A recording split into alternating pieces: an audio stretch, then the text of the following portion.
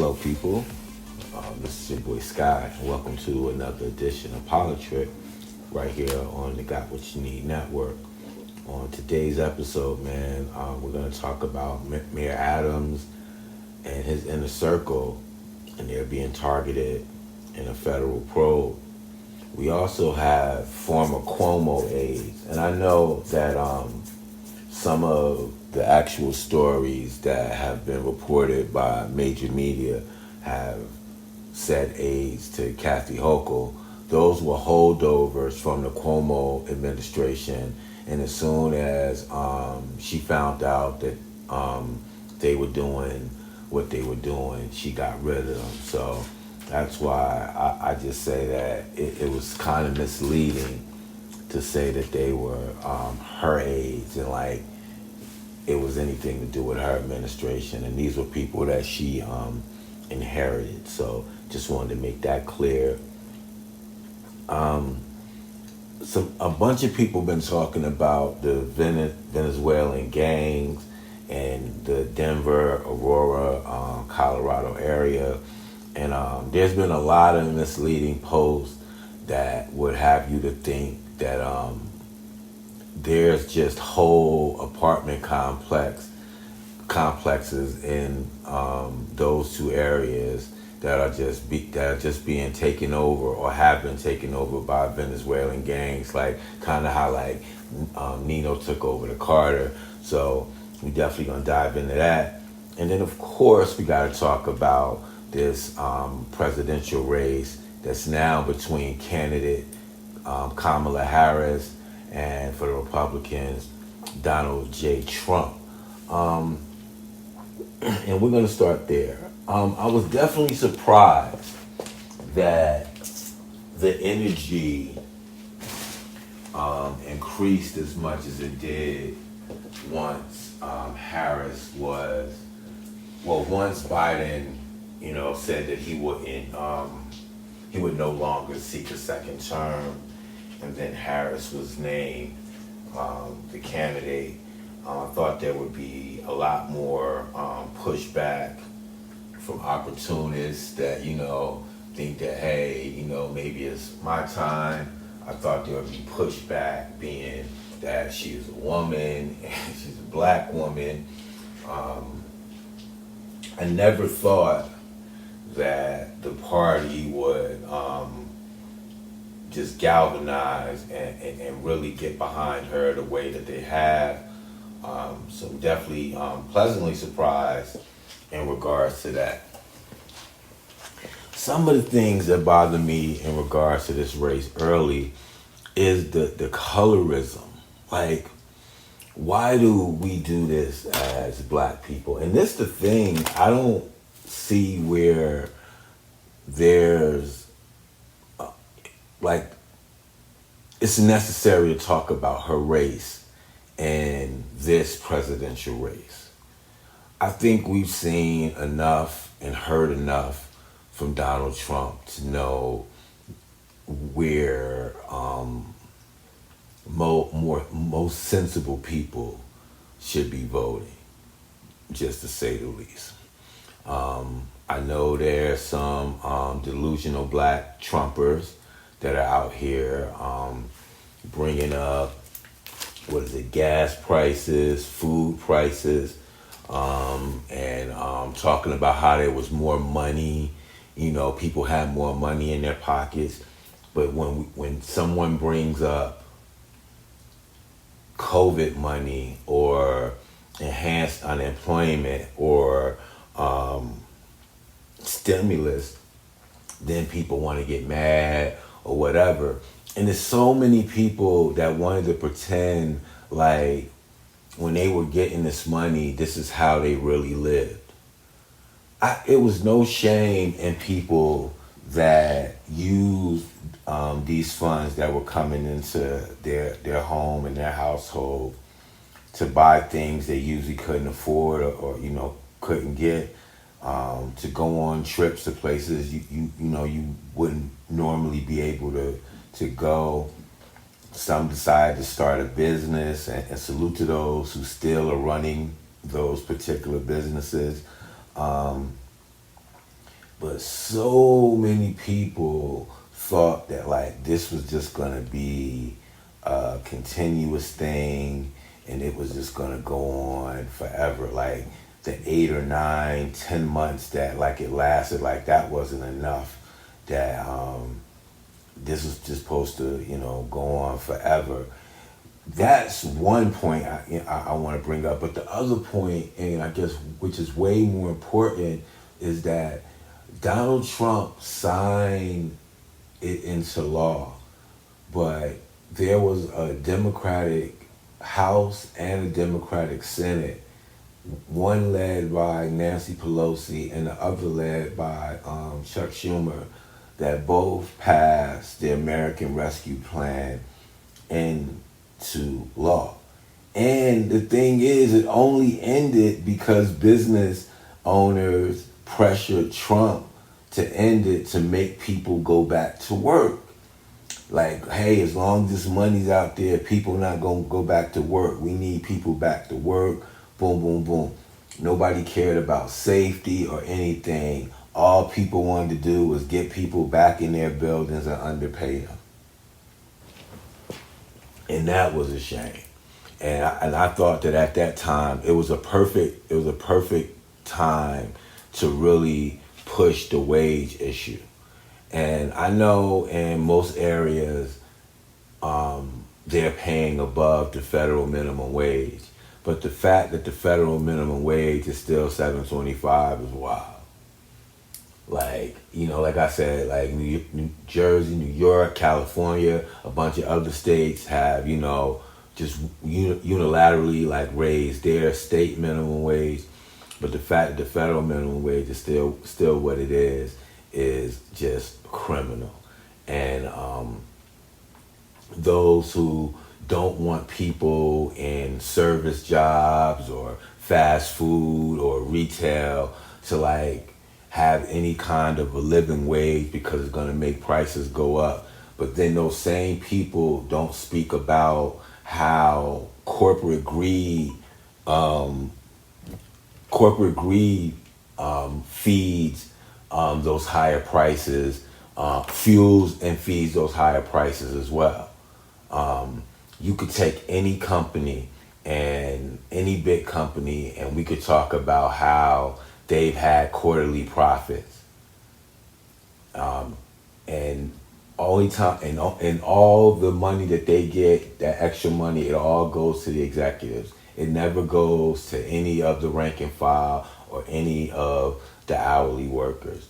And then when there is some type of raise or whatever, it's a ruling or a law or some litigation or some legislation, that forces them to do it. And then they frame it to be like, well, if we do this, you're going to force us to raise prices or go out of business. I think like how the Shake Shack is saying that it's too expensive to do business in California and all of that.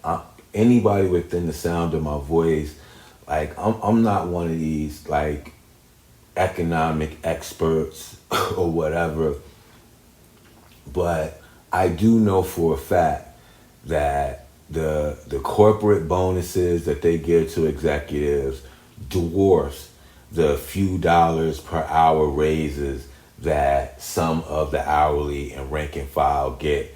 But those are the only things that are framed that contribute to higher prices.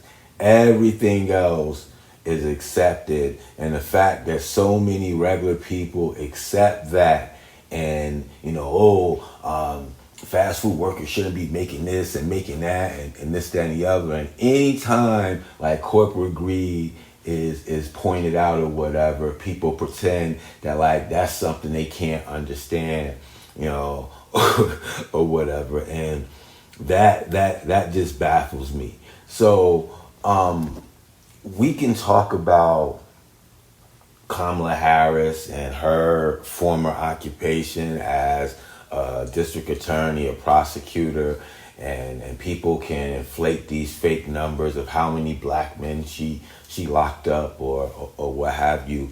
And all I point out is this, man. A prosecutor's job is to prosecute. A prosecutor's job is to either get convictions or get a plea. That's it. They not there to,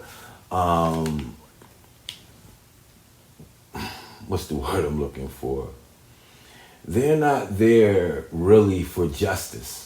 I know, like in their job description, they might say that, and when they, get a conviction for a murderer or whatever, I know a lot of times that, they use that word, but their job is to get plea bargains and convictions. Even if they have come across information, put it this way, a prosecutor could come across information that could free somebody that they're prosecuting. If they think by keeping it a secret, like no one will find out or whatever, that information is not going to become public. I'm just telling you.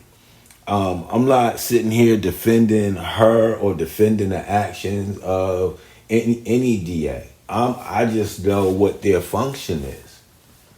So to beat somebody up because of like the job that they did or the job that they held before, and beat them up because of the function of the job, I'm gonna use the word again. I just think it's weird, and I just think people are just looking for any angle not to support her. I had got a little off earlier, but when we talk about black Trumpers, they bring up gas prices, they bring up food prices, and things like that. I didn't even touch on gas prices. The only reason gas was so low is because no one was driving. Hardly anybody was traveling. We saw major highways that are usually like parking lots at any time of the day that look like ghost towns. We saw that there was so little vehicular traffic in California, in parts of California, like around the LA area, that the smog disappeared. So to literally say, oh, when he was in office, this was cheaper and that was cheaper, and don't talk about anything that contributed to those quote unquote lower prices is just corny and irresponsible. And I don't care how many Facebook posts, emotional Facebook posts, or fake practical, I'm just talking about like how, I'm supposed to take care of my family, and, gas is this, and food, and food prices. I went into the store and I bought this, and it cost that amount. So what, man? Everybody paying more. But if you don't think that what I said about corporate greed is right, then why did McDonald's pick up like a 5 for $5 or whatever? Why did they go to a deal? Why is Subway bringing back $6.99 footlongs when they was trying to push them at $12 and $13.99? Like I'm just saying, why are these things happening? These things are happening because less people are going into those places. People are starting to smarten up and realize, hey, if I don't support the foolery, these companies will change. And McDonald's like, oh, we're going to run it for a limited time. I pulled up the app just a minute ago or whatever. That's probably what me and the wife going to have for lunch. And those specials are still on there. So my whole thing is, instead of just going along with what you've been doing or whatever, and stop trying to like shame the next man or expect the next man or woman to like make pennies to prepare like sometimes what you're gonna take home to your family for dinner. Like, understand that they human too, and they need to make a living as well. And yes, I understand some people listening are feeling like, hey, well, I went to school, I did this to become specialized in my field, and yeah, and you should negotiate a higher wage for yourself.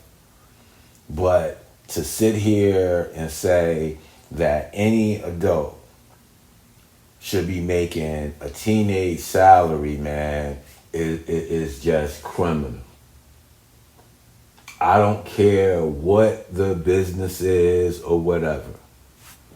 And this thing to where, once again, I said it before, I said it again, that like retail and fast food workers like supposed to make pennies is just crazy to me. I understand that we have things that like skilled and skilled labor. Well, then the skilled labor should be paid more.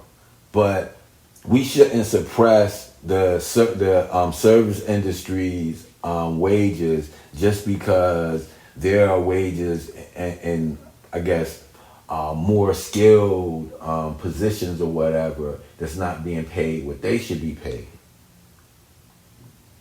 But I just never understood like this thing where people actively wanted people to make a little bit of money. And, please, can't even remember to not put onions on my sandwich, and you want $15 an hour. Man, $15 an hour at that time wasn't nothing, but it really ain't nothing now. And yes, they deserve that and more. Like, why do we only point at the little man? We only go after the low person on the totem pole.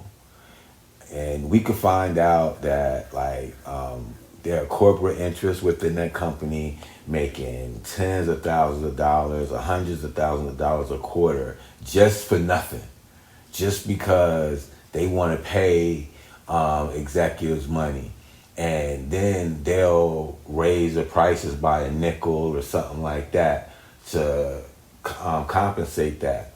But then they'll only attribute the raise in the prices when they're asked about it or when it's reported on higher higher hourly employee wages, and that's trash, man. Last thing before I move on, Dick Cheney, man, former Vice President Dick Cheney has just announced that he is supporting Kamala Harris for president. I don't know, like when you originally listened to it, yes, it's big, but I don't know how big it is based on like who he is in the party now. Like he's part of that Bush wing, and they don't really carry a lot of weight. I think this is a chance for the less vocal GOP voters to have some cover if they decided to support Harris as well. But it remains to be seen. But I don't know how much that pushes the envelope. Trump had come out to say that he's irrelevant. He's a rhino, and you understand what I'm saying? Like that might be kind of true. And I'm not talking policy wise. I'm talking power wise. Like we know that him and his daughter still have very, very conservative views.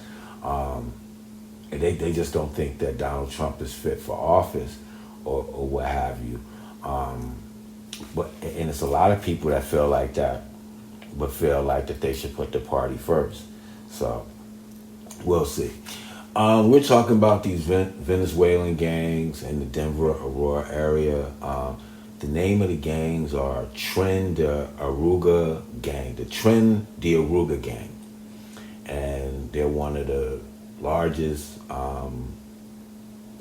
gangs out of Central America. They have about 5,000 members, and they legally bring in about $10 million to $15 million annually.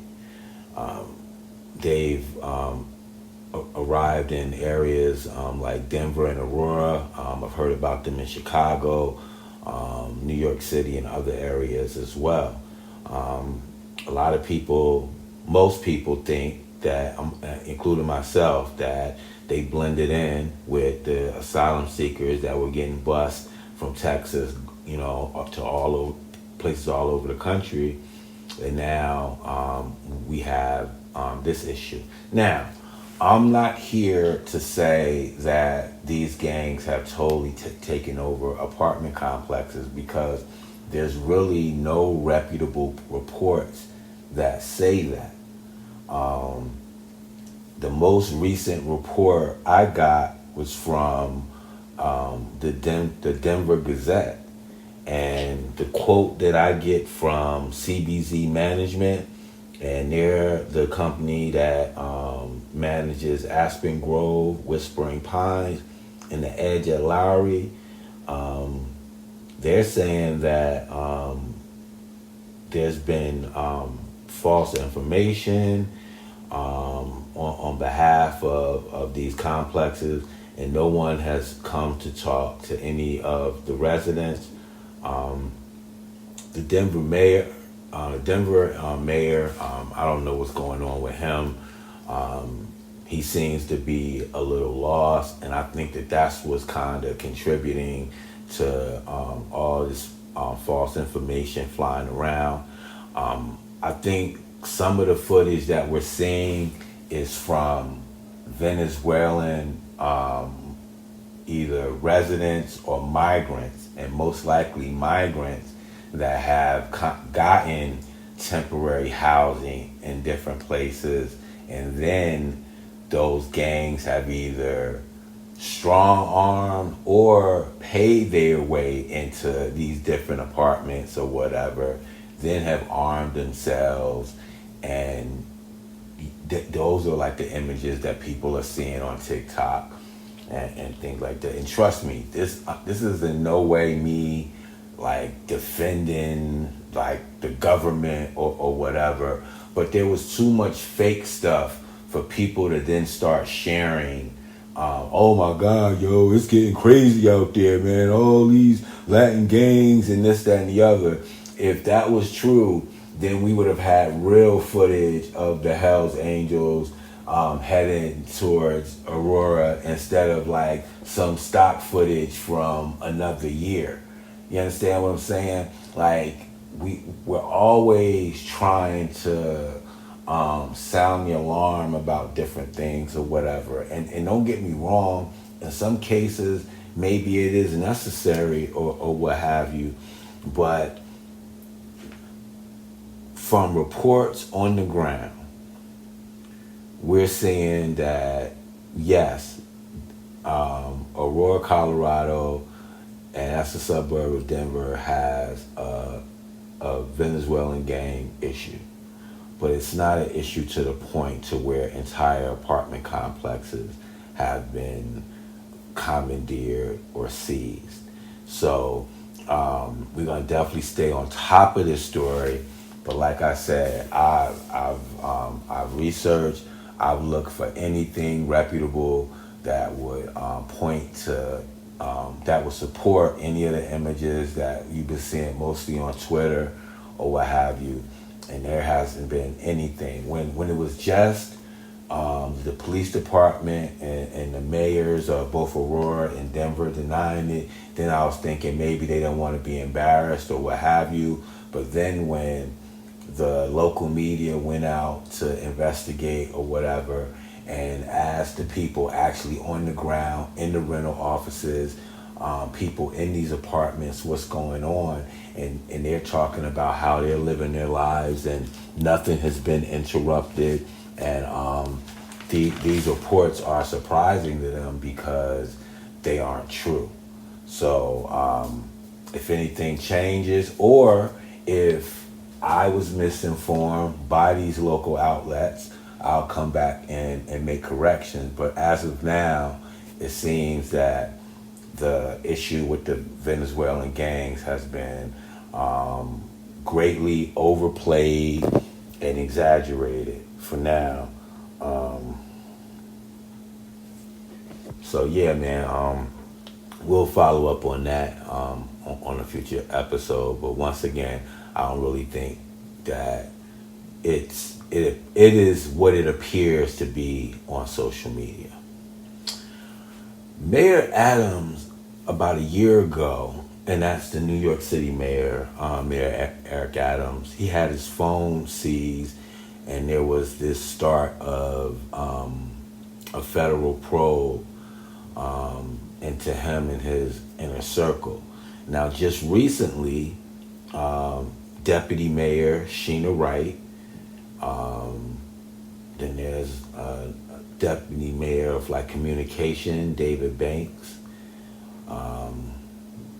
We had the police commissioner and over a dozen rank and file, and either their homes were raided or or phones were seized